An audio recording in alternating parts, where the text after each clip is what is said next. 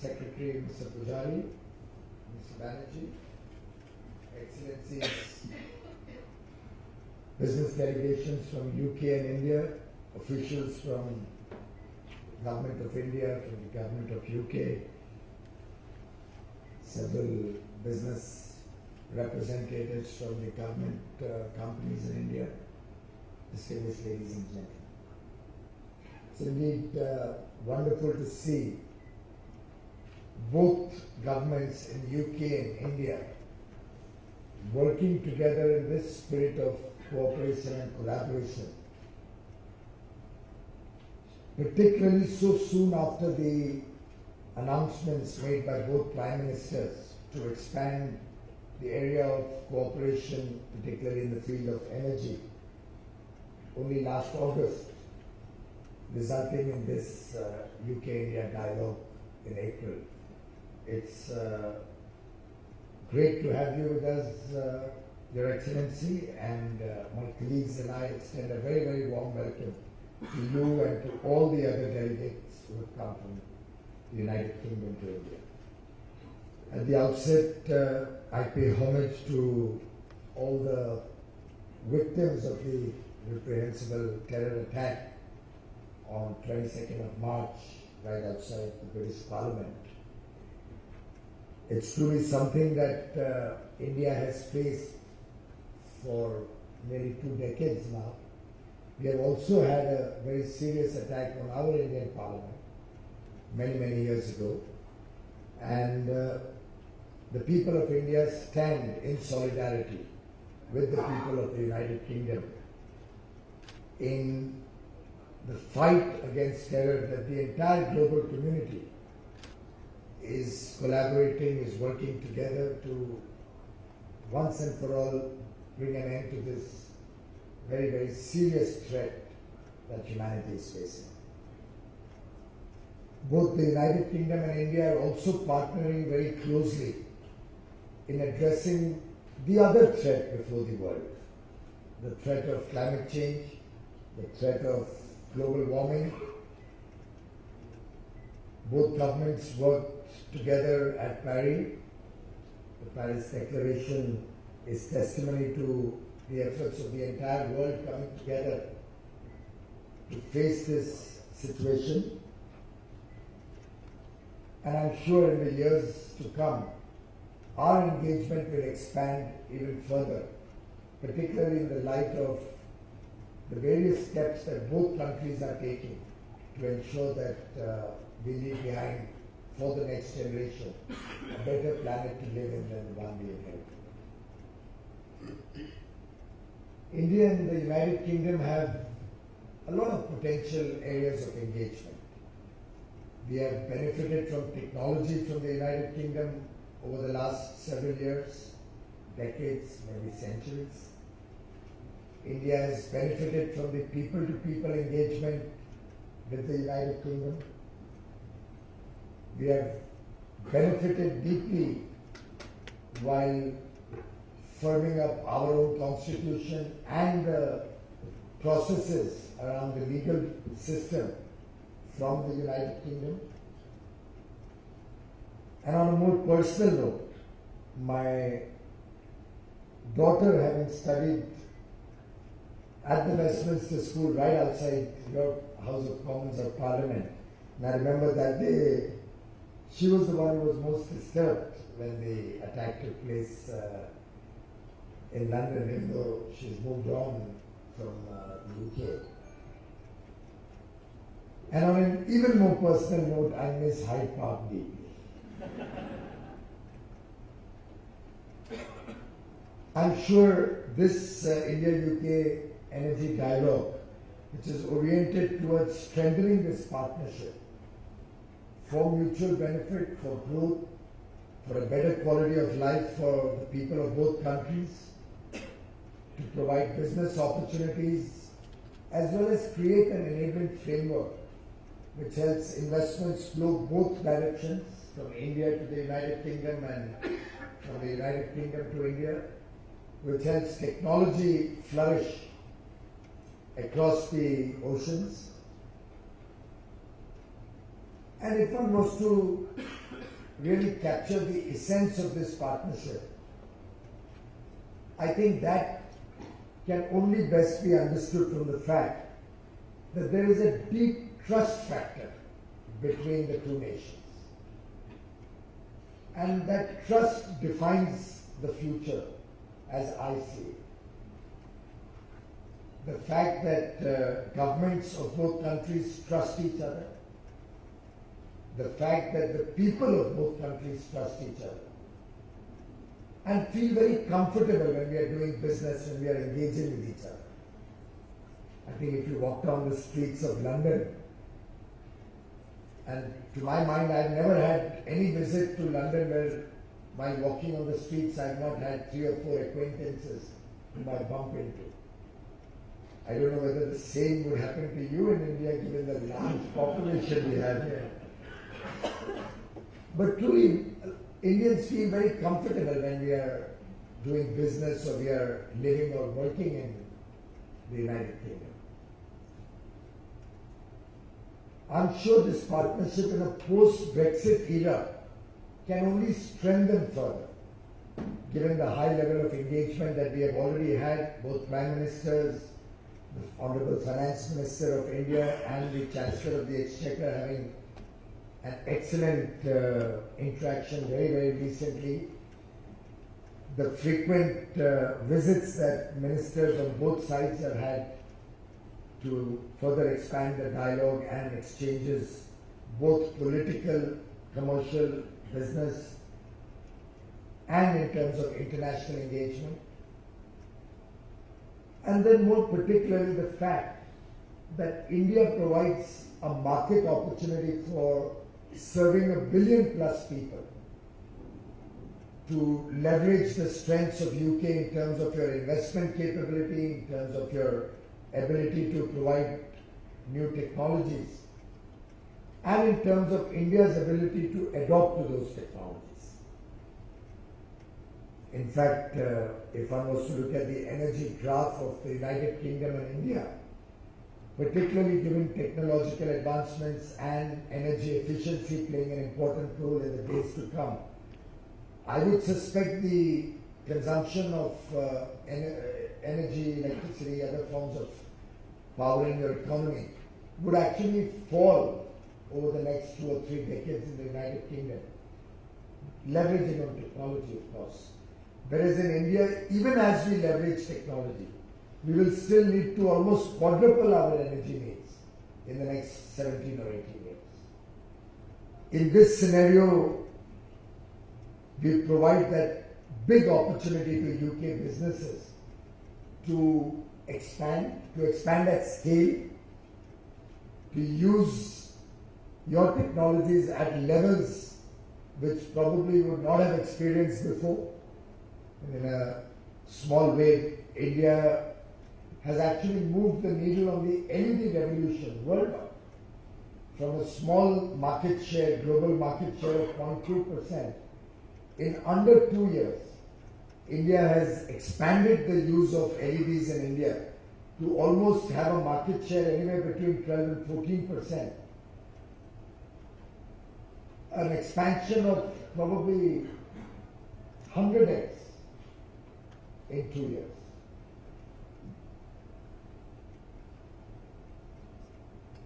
And this can be expanded in many other areas.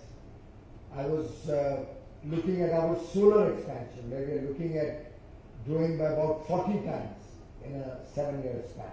We've actually seen 370% growth in the last 3 years, which would give us a CAGR of almost 70-75% for 3 years. I personally am unhappy with that. I expected more. In Hindi, there's a saying, "Ye dil mange more," the heart desires for more.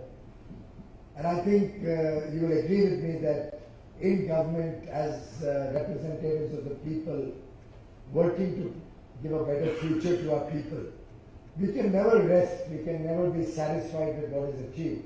We'll certainly have to aspire for more and more. And we'll certainly have to have a constituency which is looking for more from us. The day our constituents stop expecting more from us I think we'll start losing elections. And therefore, Minister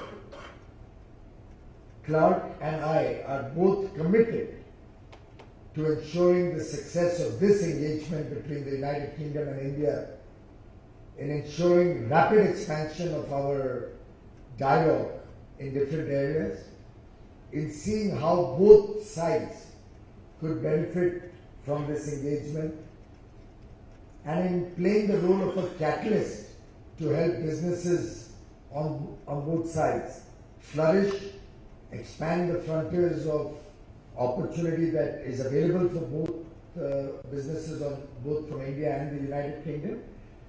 And I can assure you that both governments are looking at this partnership between the United Kingdom and India becoming one of the most defining partnerships internationally, expanding beyond the realm of business to a strategic partnership, to international cooperation on defense, to cooperation on other areas of mutual interest, engaging with each other to help fight the challenges that the world faces today. And energy will be at the fulcrum of that partnership. I invite business persons from both sides to look at this partnership very, very seriously, look at this opportunity, cash in on this opportunity, don't let this opportunity go by, and I assure you that both countries will provide you enough opportunity to successfully expand your work. I had, in my last visit to the United Kingdom, envisaged Indian companies from the power sector, particularly under my charge, raising about $1 billion from the United Kingdom market, but more so from the masala bonds side. And one of the discussions where several colleagues from UK and India were present was that unless we scale up this engagement, we really won't be able to determine the best pricing structure and the best models of raising credit at attractive and affordable prices. I'm happy to share with you that while the NTPC has already raised some amount of money from the United Kingdom last year, we are looking at another round of raising from NTPC. We would be looking at our Energy Efficiency Services Limited, the equivalent of our green bank. The company looks after our energy efficiency activities, raising about $100 million. The IREDA, the Indian Renewable Energy Development Authority, which is equivalent to our green bank, raising a fair share of money in London through green bonds, and possibly one or two of our other financial institutions raising money also in London soon, so that our target is that in the next couple of months we should be able to meet that originally envisaged $1 billion target on the masala bonds. I wish all of these companies well, and I do hope investors in the United Kingdom will make it so attractive, the raising so attractive in London, and your financial infrastructure working to help make these offerings seamless and easy to raise funds so that we can plan the next $10 billion quickly. Thank you very much.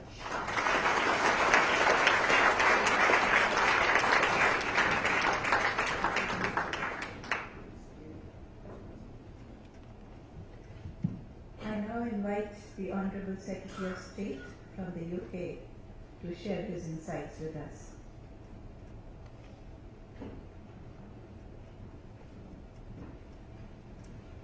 Well, ladies and gentlemen, and distinguished guests, can I start on behalf of all of us by thanking the Minister for his very warm hospitality in bringing us together this evening. It is a fantastic privilege and an honour to be here at his invitation.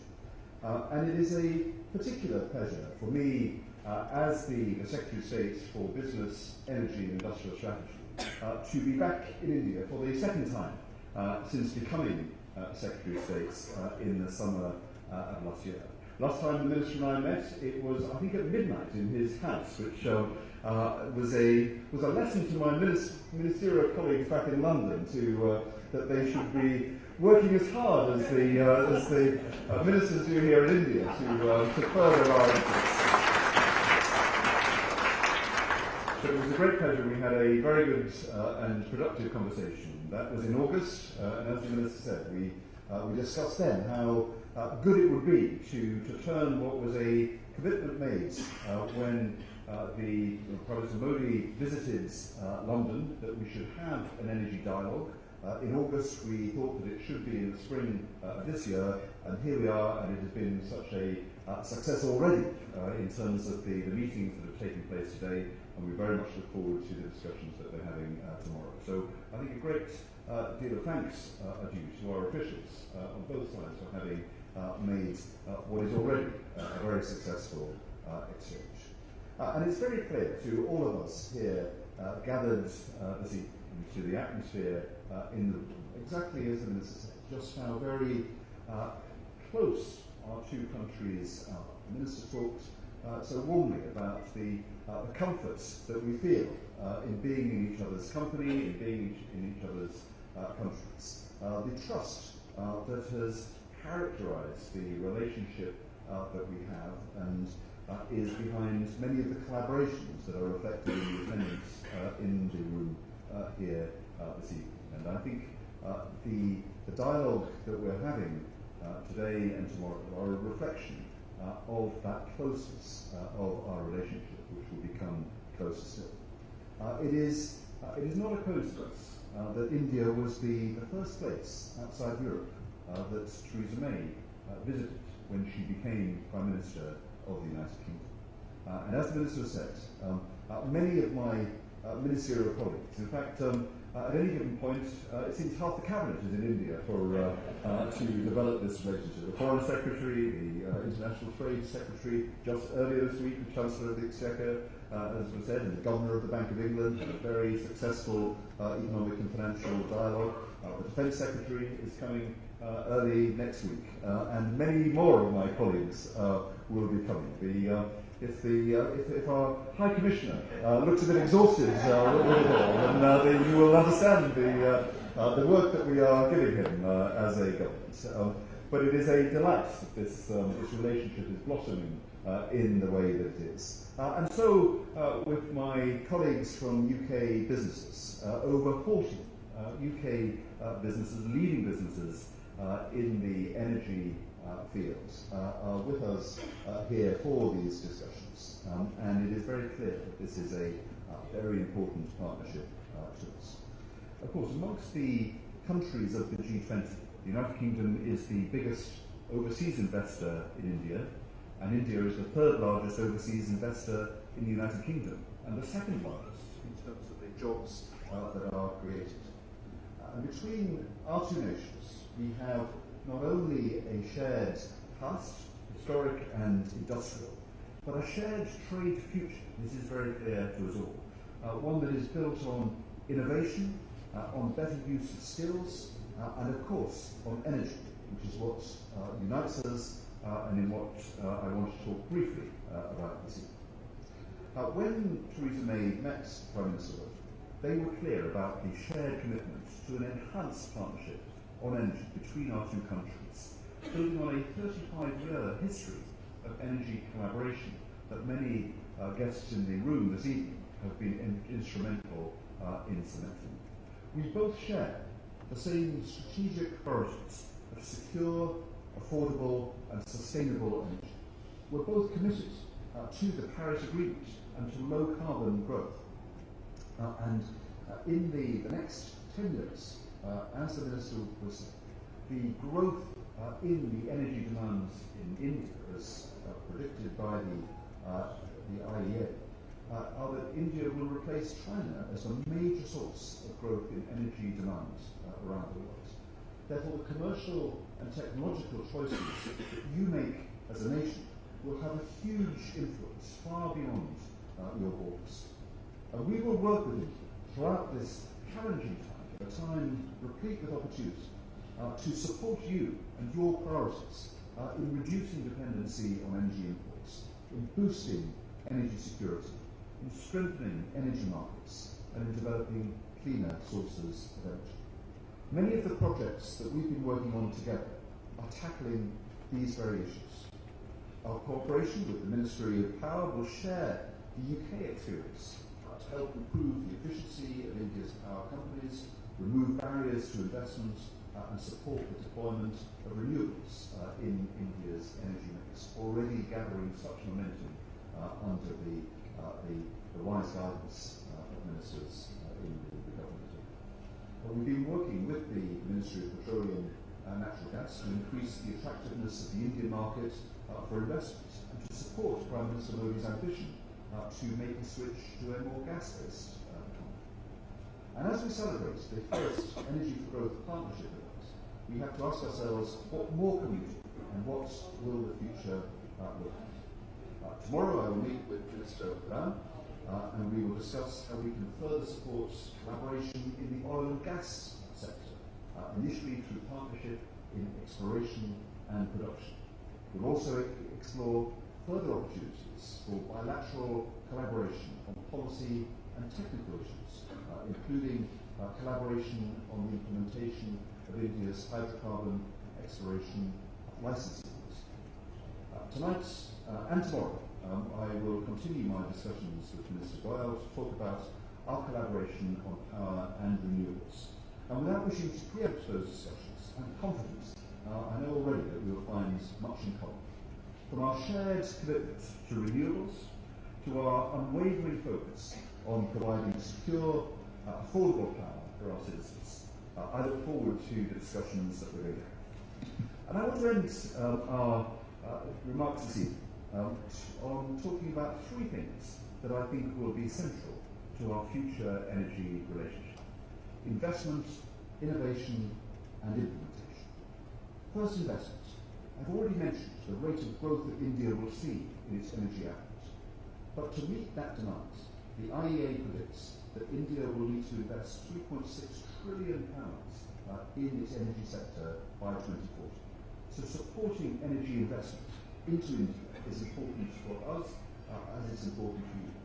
As was just said, we've helped enable listings of green masala bonds on the London Stock Exchange and support commercial investments in energy. We will continue to do so, and I think we all very much welcome the Minister's commitment to the pace of expansion that he mentioned in it. During his visit, our Chancellor Philip Hammond announced, alongside the Finance Minister Arun Jaitley, our support to India's National Infrastructure Investment Fund, helping harness UK-based international investors to support this crucial growth, including clean energy infrastructure. And I'm also very happy to announce that the UK's Development Finance Institution, CDC, will establish an independent renewable energy company in India that will invest up to $100 million to support projects in the renewable energy sector. Second, innovation. Innovation in India will power its fast-growing economy and meet the needs of its citizens. We've seen through the Newton Barber Fund, the main UK-India research initiative, how innovation can help us understand global issues. From how the Indian monsoon affects the world's climate, to health conditions like cancer and antimicrobial resistance. Energy can be and needs to be equally innovative. So we need to work together on our work together to support greater investment in research and innovation, building on our joint £70 million energy research portfolio with India that spans everything from fuel cells to smart electricity grids. Third, implementation. Change can only happen if policies and systems make markets attractive, providing the confidence that the private sector needs to make investments. And I'm pleased to see just how ambitious India has been on its policies, whether it's the Minister's push for 175 gigawatts of renewable energy by 2020, 24/7 power, the great strides already made in renewables deployment, fiscal incentives and the UDAY program that's making India's utilities financially viable and attractive. Or the progress on energy efficiency, like the outstanding success, as the Minister has mentioned, of reducing the cost of LED light bulbs under the Energy Efficiency Services Limited programme. So yes, as is evident, the government can do its part, but business engagement, as we all know here this evening, is vital too. And so I'm glad to see representation, not just from my colleagues in the UK, but a substantial presence from our esteemed Indian partners and collaborators, from the oil and gas and power sector majors to the smaller technology and innovation companies. And I'm delighted to announce some new collaborations today. Our UK-based London Investments Consultancy and Biomass Power Limited, partnering with the India-based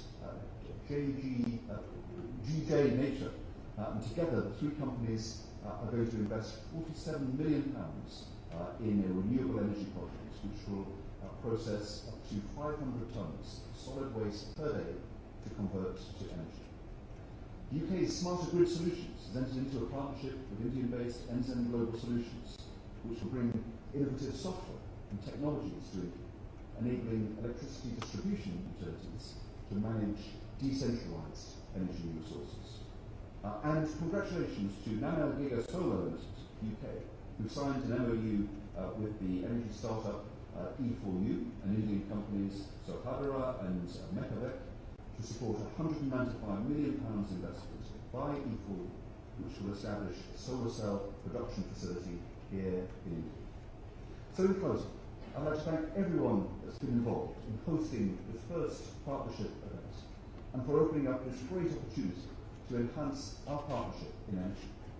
Our vision of a future Britain is a global Britain, and as part of that future, we greatly look forward to further deepening our already excellent and substantial relationship with a global India.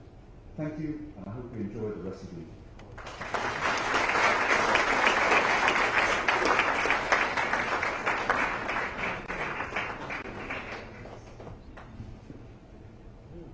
With apologies for the delay, which was mainly on account of the vote in Parliament on the GST, I now invite everybody for dinner, and I request my colleagues to show the people to their dinner places. Thank you.